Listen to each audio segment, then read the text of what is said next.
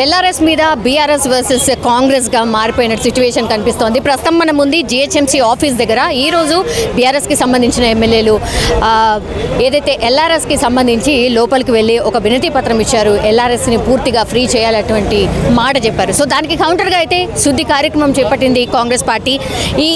అసలు ఈ లొల్లి ఏంది, అసలు ఎందుకు ఇంత రచ్చ ఎందుకు జరుగుతుంది ఒక్కసారి కనుక్కునే ప్రయత్నం చేద్దాం. మనతో పాటు ఉన్నారు కాంగ్రెస్కి సంబంధించిన కార్పొరేటర్ అండ్ ఈవెన్ మాజీ డిప్యూటీ మేయర్ బాబా ఫసీయుద్దీన్ గారు మనతో పాటు ఉన్నారు. ఒకసారి మాట్లాడే ప్రయత్నం చేద్దాం. అన్న, ఏంది ఇది అసలు ఈ లొల్లి ఏంది, ఎల్ఆర్ఎస్ లొల్లి ఏంది అసలు?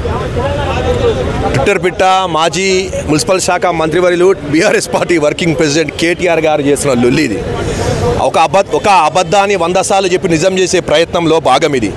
ఈరోజు ఎల్ఆర్ఎస్లో గతంలో 9.5 సంవత్సరాలు పరిపాలించిన బీఆర్ఎస్ పార్టీ అప్పటి ఉన్నటి మున్సిపల్ శాఖ మంత్రివర్యులు కేటీఆర్ నాయకత్వంలో హైదరాబాదీ నగర ప్రజల యొక్క రక్తాన్ని ముక్కును పిండి వసూలు చేసిన ఘనత వాళ్ళది. ఈరోజు దాంట్లో కొన్ని మార్పులు తీసుకొద్దాం, మధ్యతరగతి కుటుంబీకులకు, బీద వాళ్లకు, హైదరాబాదీలకు అనుకూలం ఒక పాలసీని తీసుకొద్దామని చెప్పి జిహెచ్ఎంసీలో ఉన్న మేధావులను, అదే హైదరాబాద్ నగరంలో మేధావులను, ప్రొఫెసర్లను అందరినీ కూర్చోబెట్టి ప్రజలకు అనుకూలంగా ఉండాలి, ప్రజాపాలనలో భాగంగా ప్రజలకు అనుకూలంగా ఉండాలని గౌరవ ముఖ్యమంత్రి రేవంత్ రెడ్డి గారు ఒక పాలసీ తీసుకొస్తుంటే వెంటనే ఆగమేఘాలపైన కేటీఆర్ గారికి కలబడ్డదో లేదా ట్విట్టర్లో ట్విట్ వచ్చినట్టుగా వెంటనే ఆగమేఘాలపైన వాళ్ళ యొక్క ఎమ్మెల్యేలను, కార్పొరేటర్లను జిహెచ్ఎంసీ హెడ్ ఆఫీస్లో, జోనల్ ఆఫీస్లో, సర్కిల్ ఆఫీస్ ధర్నా కార్యక్రమం పెట్టడం జరిగింది. మేము మీ ఛానల్ తరపున అడుగుతున్నాం కేటీఆర్ గారికి. కేటీఆర్ గారు 9.5 సంవత్సరాలు మీరే ఉన్నారు కదండి ప్రభుత్వంలో. మీ 9.5 సంవత్సరాల ప్రభుత్వంలో ఎల్ఆర్ఎస్ ముక్కుపెండి వసూలు చేసి అప్పుడు గుర్తు రాలేదా ఎల్ఆర్ఎస్ ఫ్రీ చేయాలని? మీకు అప్పుడు గుర్తు రాలేదా ఎల్ఆర్ఎస్ గురించి? ఈరోజు 2.5-3 నెలలకే ప్రభుత్వం మారగానే అధికారం పోగానే అధికార దాహంతో అప్పుడప్పుడే రోడెక్కిర్రా. ఈరోజు కాంగ్రెస్ పార్టీ అంటే ప్రజాస్వామ్యకర పాలన కాబట్టి మీకు ధర్నా మాట్లాడే హక్కు ఇచ్చారు. కానీ ఒక ఇంత అబద్ధాల, ఇంత పచ్చిని అబద్ధాల ఈరోజు దయ్యాలు బేదాలు వెళ్ళించినట్టుగా మీరందరూ మాట్లాడి చాలా బాధాకరమైన విషయం. ఎందుకంటే రాక్షస ఆలోచనతో ఈరోజు హెడ్ ఆఫీస్ జిహెచ్ఎంసీకి వచ్చారు కాబట్టి మా మహిళా కార్పొరేటర్లము, మా మహిళా నాయకులు, అదేవిధంగా మా కార్పొరేటర్లు అందరం కూడా వచ్చి జిహెచ్ఎంసీని పాళ్లతో పసుపు నీళ్ళతో శుద్ధి చేసి, ఎందుకంటే రాక్షస ఆలోచనతో వచ్చారు కాబట్టి అన్ని శుద్ధి చేసి, అందుకే హైదరాబాద్ నగరం ప్రజలకు గుండెకాయ లాంటిది మన జిహెచ్ఎంసీ హెడ్ ఆఫీసు కాబట్టి శుద్ధి చేయడం జరిగింది. దీంట్లో మరొకసారి మీ యొక్క ఐడి న్యూస్ తర్వాత అడుగుతున్నది ఏంటంటే వెంటనే కేటీఆర్ గారు లాంటి స్టెంట్లు ఆపుకోండి.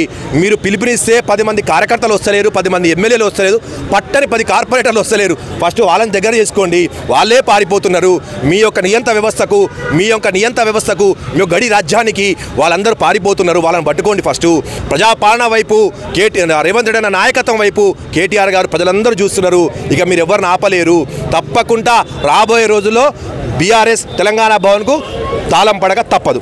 ఇప్పుడు BRS and RS Praveen Kumar BSP party ఇద్దరు కలిసి పోటీ చేయబోతున్నారు ఈ పార్లమెంట్ ఎలక్షన్స్లో అనేది మీరు కూడా నిన్న చూశారు. ఎట్లా చూస్తున్నారు ఈ పొత్తుని? ఇగోండి, ఆర్ఎస్ ప్రవీణ్ కుమార్ గారు గతంలో అధికారి ఉండే, ఐపీఎస్ అధికారి. సోషల్ వెల్ఫేర్ హాస్టల్స్ మరియు సోషల్ వెల్ఫేర్ యొక్క సంస్థకు అప్పుడు డెవలప్మెంట్ చేయడంలో ఆయన ఒక ముఖ్య అధికారిగా ఉండే. అదేవిధంగా ఆర్ఎస్ ప్రవీణ్ కుమార్ గారు మొన్న జనరల్ ఎలక్షన్లో అన్ని నియోజకవర్గాల్లో పోటీ చేశారు. అయితే నిజంగా చెప్పాలంటే ఆర్ఎస్ ప్రవీణ్ కుమార్ గారికి తెలంగాణ ప్రాంతంలో బహుజనులకు, దళితులకు ఒక మంచి ఇమేజ్ ఉండే. నిన్న ఎప్పుడైతే కేటీఆర్, కేసీఆర్ బీఆర్ఎస్ పార్టీతో కలిశారో ఆ ఇమేజ్ మొత్తం పడిపోతున్నది. ఎందుకంటే ఈరోజు వాళ్లకు నడవక, ప్రజలలో పోవటానికి ముఖం లేక, ప్రజల్లో పోవటానికి ఆ జెండా, గులాబీ జెండా మొత్తం నిలబడిగా అయిపోయింది. కాబట్టి ఆర్ఎస్ ప్రవీణ్ కుమార్ గారినో, బీఎస్పీనో, వాళ్ళని వీళ్ళను బతిలాడుకొని అలయన్స్ అంటున్నారు. ఎవరు ఏది వచ్చినా కూడా తెలంగాణలో 14 నుంచి 15 ఎంపీ సీట్లు తప్పకుండా కాంగ్రెస్ పార్టీ రేవంత్ అన్న గారి నాయకత్వంలో గులాబీ జెండాను తెలంగాణలో కాలగర్భంలో తొక్కేస్తాం. రాబోయే రోజులో 3 రంగుల జెండా రేవంత్ అన్న నాయకత్వంలో తప్పకుండా యావత్ తెలంగాణలో 14 నుంచి 16 సీట్లు గెలవబోతున్నాం. కాంగ్రెస్ పార్టీ ఈరోజు కేటీఆర్ మీద ఒక ట్వీట్ చేసింది. ఎందుకు ఇట్లా మాట్లాడుతున్నావు? కొంచెం ఘాటుగానే ఆ ట్వీట్లో కనిపించింది. కేటీఆర్ గారిని జాతకాలు చెప్పుకో ఇట్లా ఏదో సంథింగ్ రాసినట్టు అనిపించింది. ఎందుకు అంత కసి? 3 నెలలు కూడా కాలే అమ్మ అధికారం పోయి వాళ్ళది ఒక 9.5 సంవత్సరాలలో నియంత వ్యవస్థ. 9.5 సంవత్సరాలలో ప్రజలకు అందుబాటులో లేకుండా, నాయకులకు అందుబాటులో లేకుండా, సొంత మంత్రులకి అందుబాటులో లేకుండా నియంత వ్యవస్థ నడిచింది ఆ నలుగురులో. వాళ్ళు ఇప్పుడు అధికారం లేకపోతే వాళ్ళ యొక్క దిమాగ్ పనిచేస్తలేదు, వాళ్ళ మతిసీమత కోల్పోతున్నారు. కాబట్టి ఏం మాట్లాడుతున్నారు, ఏం చెప్తున్నారు, ఏ కార్యక్రమం తీసుకుంటున్నారో వాళ్ళకు అర్థమైతే లేదు. ముఖ్యంగా కేటీఆర్కి అయితే మొన్న 0.35 ఫార్ములా అని చెప్పి ఒకరోజు కౌంటింగ్ రోజు వేశారు. ఏమైంది 0.35 ఫార్ములా అన్నారు. ఏమైంది? కాంగ్రెస్ పార్టీ అత్యధిక మెజార్టీతో గెలిచింది. దాని తర్వాత కేటీఆర్ గారు ఏం చెప్పారు? మొన్న ఒక ఫోటో పెట్టిర్రు. తర్వాత ప్రతి ఓటమి తర్వాత గెలుపుంటుంది. ప్రతి ఓటమి తర్వాత గెలుపుంటుంది. కానీ మీ ఓటమి మొత్తం కాలగర్భంలో కలిసిపోబోతుంది. బీఆర్ఎస్ పార్టీ కాలగర్భంలో కలిసిపోబోతున్నది. బీఆర్ఎస్ తెలంగాణ భవన్కు లాగబడబోతున్నది.